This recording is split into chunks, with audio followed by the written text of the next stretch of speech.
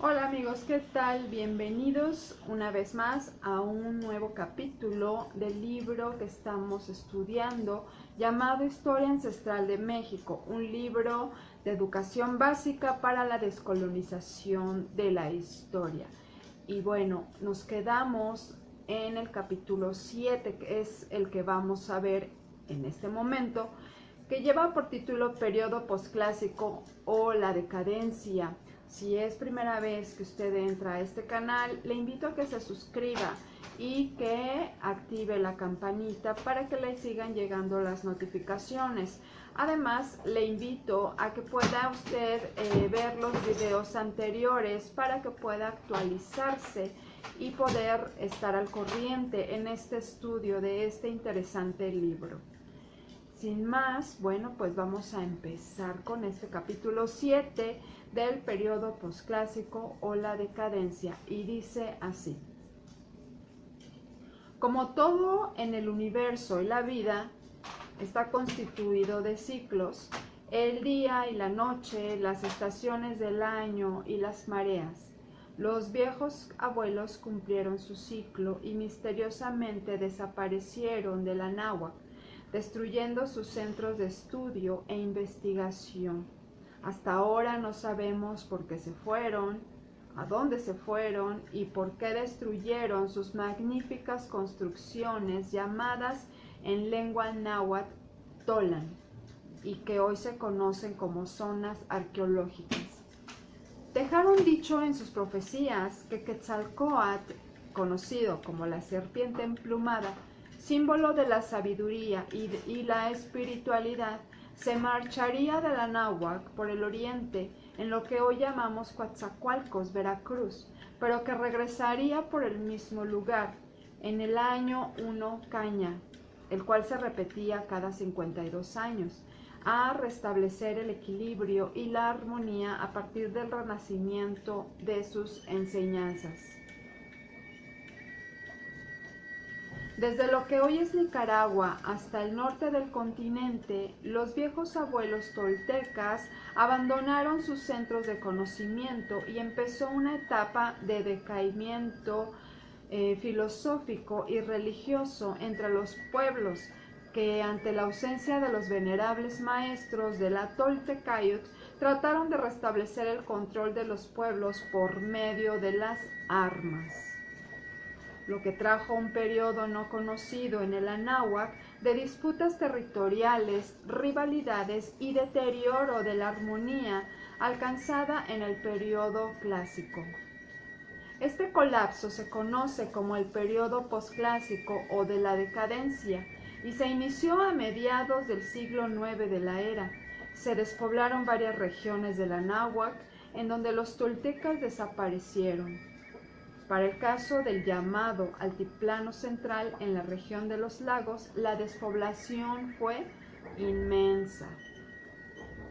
Por esta razón, los pueblos nómadas del centro norte de lo que hoy es México empezaron a desplazarse para ocupar tierras más fértiles en el sur, ya que ellos vivían en zonas semidesérticas y poseían una cultura de pueblos nómadas, cazadores y recolectores.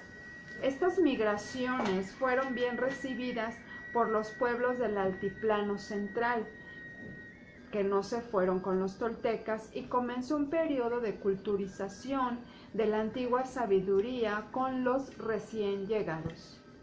Una de las últimas migraciones fue la de un pueblo llamado Mexitin, quienes en principio fueron recibidos por el pueblo del linaje tolteca, que no había partido y que vivían en Culhuacán, a las orillas del lago.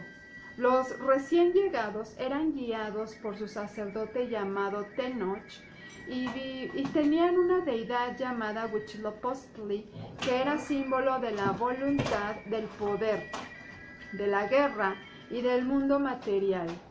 Como eran belicosos, tuvieron problemas con varios pueblos de la región y finalmente se dirigieron a poblar un islote en el lago de Texcoco, y otros se fueron a tierra firme en Texcoco.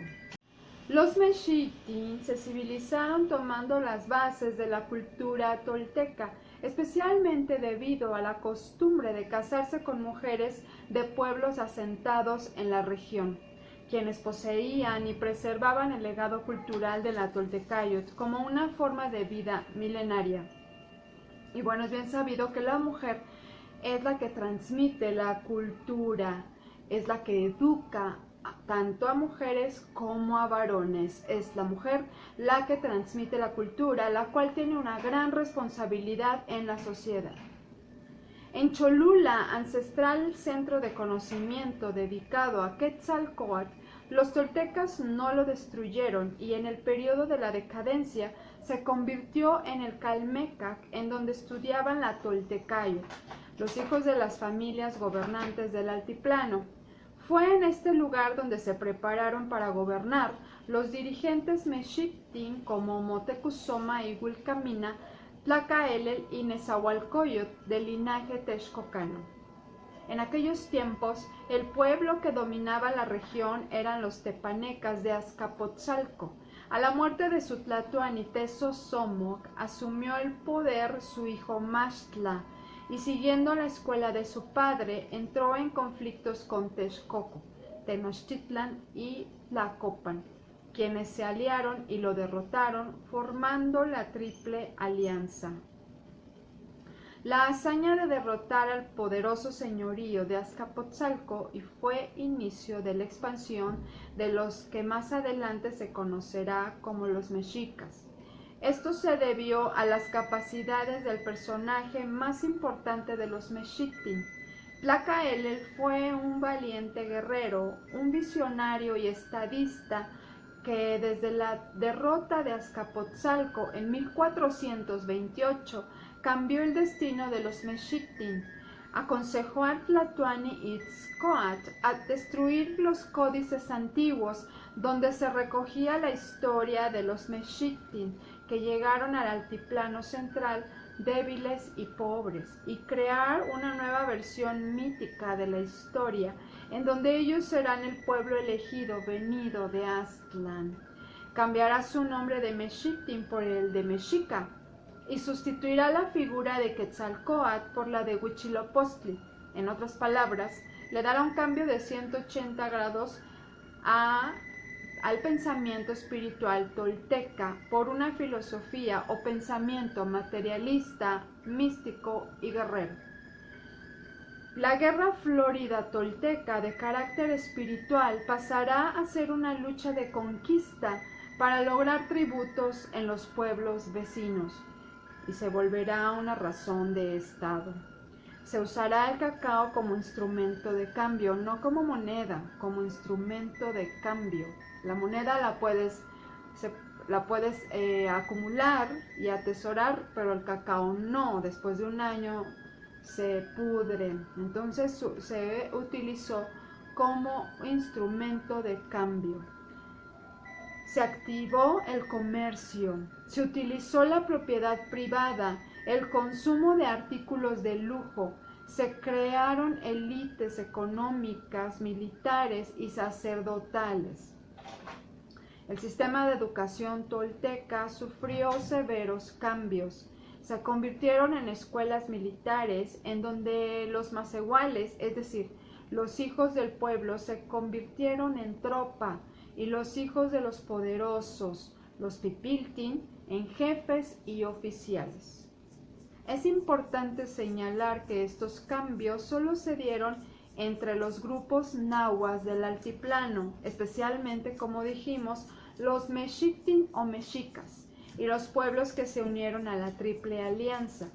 Pero los demás pueblos y culturas de la náhuatl siguieron con la tradición Tlaloc-Quetzalcóatl, los zapotecos, mixtecos, purépechas o mayas, por citar algunos.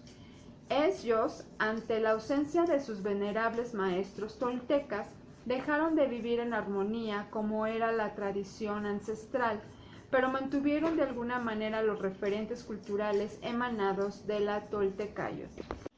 Pese a la transgresión filosófica espiritual de los mexicas, el grado de desarrollo cultural en el Anáhuac era muy avanzado, contra todo lo que han dicho en su contra, desde los invasores del siglo XVI o los neocolonizadores del siglo XXI. La civilización del Anáhuac era con mucho, muy superior de la europea en ese momento. La prueba irrefutable es que en 1520 Cortés y sus aventureros se asombraron de ver la ciudad más grande y mejor urbanizada de la tierra, Tenochtitlan, más grande, poblada y mejor organizada que Madrid, Roma, París o Londres. Y bueno, es así como terminamos este capítulo 7 del libro Historia Ancestral de México del autor maestro Guillermo Marín. Y bueno, pues los espero en el próximo capítulo, en el número 8, el cual vamos a adentrarnos ya a la invasión española. Entonces, pues los espero. Muchísimas gracias por su atención y que pasen excelente día. Acuérdense que todos somos maestros y todos somos alumnos. Todos podemos aprender y todos podemos estudiar. Les agradezco muchísimo y que pasen excelente día.